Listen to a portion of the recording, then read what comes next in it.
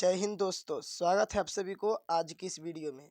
दोस्तों, आज की इस वीडियो में हिंदी क्लास 12वीं के अध्याय 3 के जितने भी क्वेश्चन होंगे सभी का आंसर देखेंगे। ठीक है, तो वीडियो के अंत तक बने रहिएगा। चलिए वीडियो को स्टार्ट करते हैं। देखिए, चैप्टर का नाम है संपूर्ण क्रांति और इसका लेखक है जयप्रकाश नारायण। और संपूर्ण क्रांति एक भाषण है। ठीक है, संपूर्ण क्रांति क्या है? एक भाषण है। ठीक है, देखिए इसका पहला क्वेश्चन है आंदोलन के नेतृत्व के संबंध में जयप्रकाश नारायण के क्या विचार थे? आंदोलन का नेतृत्व वे किस शर्त पर स्वीकार करते हैं?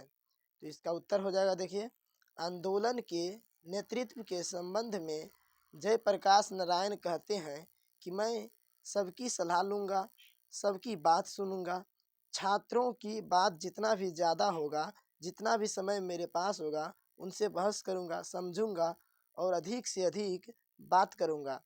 आपकी बात स्वीकार करूंगा जन संघर्ष समितियों की, लेकिन फैसला मेरा होगा। इस फैसले को सभी को मानना होगा। जयप्रकाश आंदोलन का नेतृत्व अपने फैसले पर करते हैं और कहते हैं कि तब तो इस नेतृत्व का कोई मतलब है, तब यह क्रांति सफल हो सकती है, और नहीं तो आपस की बहसों में पता नहीं हम किधर बिखर जाएंगे और क्या नतीजा निकलेगा। ठीक है, अब आगे क्वेश्चन नंबर 2 देखिए। ठीक है, क्वेश्चन नंबर 2 है जयप्रकाश नारायण के छात्र जीवन और अमेरिका प्रवास का परिचय दें। इस अवधि की कौन सी बातें आपको प्रभावित करती है? तो इसका उत्तर हो जाएगा। देखिए, जयप्रकाश नारायण का छात्र जीवन बहुत ही संघर्षशील रहा। वह साइंस के छात्र थे। वह कुछ दिन फूलदेव बाबू के साथ लेबोरेटरी में रहे। बिहार विद्यापीठ से भी आईएससी की परीक्षा पास किए। वे स्वामी सत्यदेव के भाषण सुनते थे कि अमेरिका में मजदूरी करके लड़के पढ़ सकते हैं, तो वह अमेरिका गए। वहाँ वे बागानों में काम किया, कारखानों में काम किया, जहाँ जानवर मारे जाते थे उन कारखानों में भी उन्होंने काम किया। ठीक है, जयप्रकाश नारायण ने इन सभी जगह पर काम किया। जब छुट्टी मिलती थी तो काम करके इतना तो जरूर कमा लेते थे कि कुछ खाने के लिए इंतजाम हो जाता था, कुछ कपड़े भी खरीद लेते थे और कुछ पैसे फीस के लिए काम आते थे। ठीक है, जब छुट्टी मिलता था तो उतना तो कमा ही लेता था कि खाने के लिए भी इंतजाम हो जाता था, कपड़े खरीदने के लिए और कोचिंग वगैरह जो होगा उसमें पैसे फीस जमा करने के लिए भी काम आ जाते थे। ठीक है, आगे क्वेश्चन देखिए। क्वेश्चन नंबर 3 है जयप्रकाश नारायण कम्युनिस्ट पार्टी में क्यों नहीं शामिल हुए? इसका उत्तर हो जाएगा जयप्रकाश नारायण कम्युनिस्ट पार्टी में इसलिए शामिल नहीं हुई क्योंकि उनका मानना था कि जो देश गुलाम है वहाँ के कम्युनिस्टों को अपने अपने को आज़ादी की लड़ाई से अलग नहीं रखना चाहिए, चाहे उस लड़ाई का नेतृत्व किसी भी वर्ग के हाथ में हो।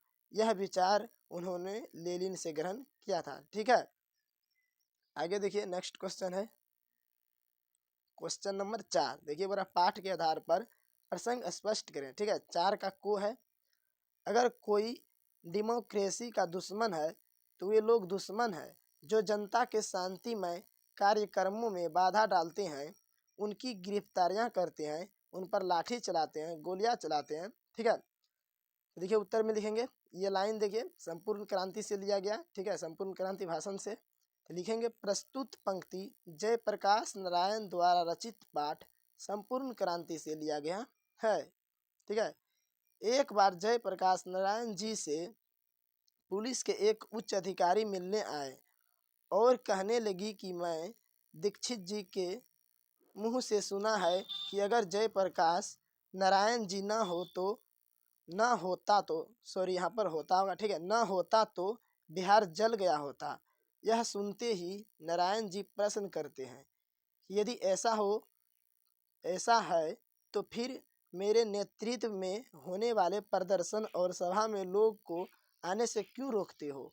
क्या आप लोग जनता से घबराते हैं? जनता के प्रतिनिधि होकर उन्हीं के देश में उन पर प्रतिबंध लगाते हो और तुम्हें ऐसा करते हुए शर्म भी नहीं आती।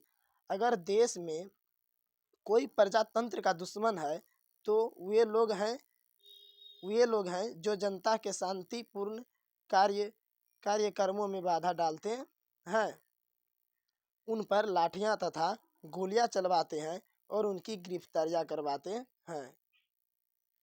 देखिए, एक बार जयप्रकाश नारायण जी से पुलिस के एक उच्च अधिकारी मिलने आए और कहने लगे कि मैं दीक्षित जी के मुंह से सुना है कि अगर जयप्रकाश नारायण जी न होता तो बिहार जल गया होता।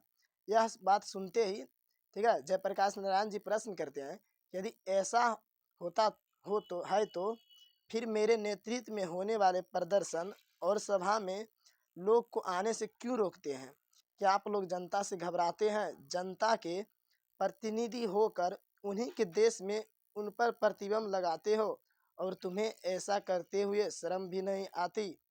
अगर देश में कोई प्रजातंत्र का दुश्मन है तो वे लोग हैं जनता के शांतिपूर्ण कार्यक्रमों में बाधा डालते हैं, उन पर लाठियां तथा गोलियां चलवाते हैं और उनकी गिरफ्तारियां करवाते हैं। ये सभी बात जयप्रकाश नारायण जी उनको बोलते हैं, ठीक है, जो पुलिस के कुछ उच्च अधिकारी उनसे मिलने आए थे, ठीक है।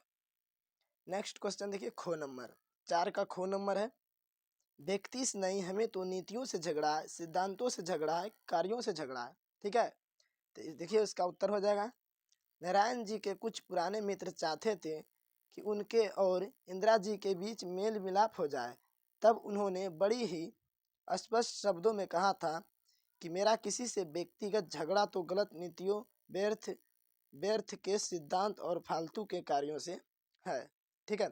देखिए यहाँ पर पहले लिख लीजिएगा, प्रस्तुत पंक्ति जयप्रकाश नारायण जी द्वारा रचित पाठ संपूर्ण क्रांति से लिया गया है, ठीक है। तब लिखिएगा यहाँ से, नारायण जी के कुछ पुराने मित्र चाहते थे, ठीक है, यहाँ से लिखेगा, पहले लिख लीजिएगा। फिर देखिए नेक्स्ट क्वेश्चन 5 नंबर है, बाबू और नेहरू के किस विशेषता का उल्लेख जेपी ने अपने भाषण में किया है? इसका उत्तर हो जाएगा, देखिए, जयप्रकाश नारायण का यह कहना था कि जब वह नौजवान थे तो बापू जब कोई बात करते थे और वह बात जेपी के विचारों से नहीं मिलते थे, अर्थात जेपी को वह बात अच्छी नहीं लगती थी, तो वह सीधे बापू के सामने बोलते थे कि बापू यह बात हम नहीं मानते। बापू में इतना महानता थी कि वह बुरा नहीं मानते थे। और जेपी जी कहते हैं कि मैं जवाहरलाल नेहरू को हमेशा भाई कहता था, वह भाई मुझे बहुत मानते थे, मैं उनका बड़ा आदर और प्रेम करता था। नेहरू जी का ही बड़ा ही स्नेह था मुझ पर, मैं उनकी भी आलोचना कर लेता था लेकिन वह भी बुरा नहीं मानते थे, ठीक है। नेक्स्ट क्वेश्चन है, देखिए क्वेश्चन नंबर 6, ठीक है, बोल रहा है भ्रष्टाचार की जड़ क्या है? क्या आप जेपी से सहमत हैं? इसे दूर करने के लिए क्या सुझाव देंगे? ठीक है, तो इसका उत्तर हो जाएगा, देखिए, भ्रष्टाचार की जड़ चुनाव का भारी खर्चा है, ठीक है। भ्रष्टाचार की जड़ क्या है? चुनाव का भारी खर्चा। देश में होने वाले चुनाव में करोड़ों रुपया खर्च किए जाते हैं। यह सब रुपया ब्लैक मार्केट एयर लोगों से इकट्ठा किया जाता है और इसका कोई हिसाब किताब भी नहीं होता है। हम भी जयप्रकाश जी के कथन से सहमत हैं। इसे दूर करने का निम्नलिखित उपाय है, ठीक है। देखिए, पहला उपाय है चुनाव के खर्चों को कम किया जाए। दूसरा उपाय है चुनाव में किए गए खर्च का सारा हिसाब किताब लिखित में लिया जाए, ठीक है। तीसरा उपाय है अधिक खर्च करने वाले लोगों के विरुद्ध कठोर कार्रवाई की जाए, ठीक है। नेक्स्ट क्वेश्चन है, देखिए 7 नंबर क्वेश्चन है, दल विहीन लोकतंत्र और साम्यवाद में कैसा संबंध है? तो इसका उत्तर हो जाएगा, जेपी जी का कहना है कि दल विहीन लोकतंत्र तो मार्क्सवाद तथा यहाँ पर देखिए टाइपिंग करने में मिस्टेक हुआ है, ठीक है। इसको काट कर यहाँ पर लिखिएगा, तथा के बाद लेनिनवाद के मूल उद्देश्यों में से है, ठीक है। तथा लेनिनवाद के मूल उद्देश्य में से है।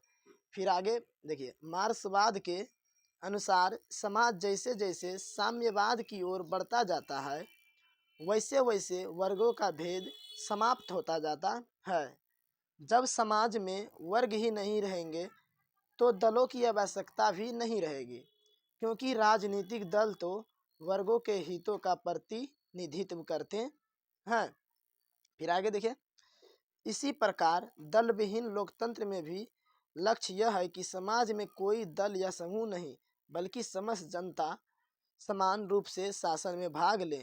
इस प्रकार दल विहीन लोकतंत्र और साम्यवाद दोनों ही उस आदर्श की ओर अग्रसर हैं जहां समाज में वर्ग, दल और स्वार्थों का भेद समाप्त होकर समानता, सहयोग और जनहित पर आधारित शासन व्यवस्थित स्थापित हो। नेक्स्ट क्वेश्चन है, देखिए 8 नंबर, संघर्ष समितियों से जयप्रकाश नारायण की क्या अपेक्षाएं हैं? इसका उत्तर हो जाएगा, संघर्ष समितियां से जयप्रकाश नारायण की यही अपेक्षाएं हैं कि उनका काम केवल शासन के संघर्ष करना नहीं है, बल्कि उनका काम तो समाज के हर अन्याय और कुनीति के विरुद्ध संघर्ष करने का होगा और इस प्रकार से इन समितियां के लिए बराबर एक महत्वपूर्ण कार्य रहेगा। गांव में छोटे अफसर या कर्मचारी की, चाहे वे पुलिस के हो या अन्य किसी प्रकार के, जो घूसखोरी चलती है, ठीक है, जो घूसखोरी चलाती है उसके खिलाफ तो संघर्ष रहेगा ही, अर्थात गांव में तरह तरह के अन्याय होते हैं तो यह समितियां उनका विरोध करेगी। ठीक है, नेक्स्ट क्वेश्चन है 9 नंबर, देखिए, ठीक है, इस क्वेश्चन का आंसर आप लोग अपने से कीजिएगा। ठीक है, आगे देखिए 10 नंबर क्वेश्चन है, चुनाव सुधार के बारे में जयप्रकाश जी के प्रमुख सुझाव क्या है? ठीक है, चुनाव सुधार के बारे में जयप्रकाश जी के प्रमुख सुझाव क्या है? इसका उत्तर है, देखिए लिखेंगे, चुनाव सुधार के बारे में जयप्रकाश जी के प्रमुख सुझाव निम्नलिखित है। पहला, चुनाव की पद्धति में आमूल परिवर्तन होना चाहिए। दूसरा, चुनाव पर होने वाले खर्च को कम करना चाहिए। तीसरा, गरीब उम्मीदवारों के चुनाव में भाग लेने का प्रयास करना चाहिए। ठीक है, गरीब उम्मीदवारों को चुनाव में भाग लेने का प्रयास करना चाहिए। चौथा, मतदान प्रक्रिया स्वच्छ और स्वतंत्र होना चाहिए। ठीक है, और आगे देखिए 5वां है, ठीक है, उम्मीदवारों के चयन के मतदानों का हाथ वास्तव में हो। ठीक है, चुनाव के बाद मतदान का अपने प्रतिनिधियों पर अंकुश हो। 7वां है, यदि जनता का कोई प्रतिनिधि गलत कार्य करता है तो संघर्ष समितियां उसे इस्तीफा देने के लिए बाध्य करें। ठीक है, ये नहीं होगा, ठीक है, बाध्य करें। नेक्स्ट क्वेश्चन है 11 नंबर, देखिए, दिनकर जी का निधन कहाँ और किन परिस्थितियों में हुआ था? तो इसका उत्तर लिखेंगे, एक दिन जयप्रकाश नारायण जी मद्रास में अपने मित्र ईश्वर अय्यर के साथ रुका। वहाँ दिनकर जी गंगा बाबू मिलने आए थे। ठीक है, दिनकर जी और गंगा बाबू मिलने आए थे। वहाँ दिनकर जी बहुत ही प्रसन्न दिखे। ठीक है, उस समय दिनकर जी बहुत ही प्रसन्न दिख रहे थे। ठीक है, एक दिन अचानक रात को दिल का दौरा पड़ा तो उपचार का कोई अवसर नहीं मिल सका और वहीं मद्रास यानी अब चेन्नई में उनका निधन हो गया।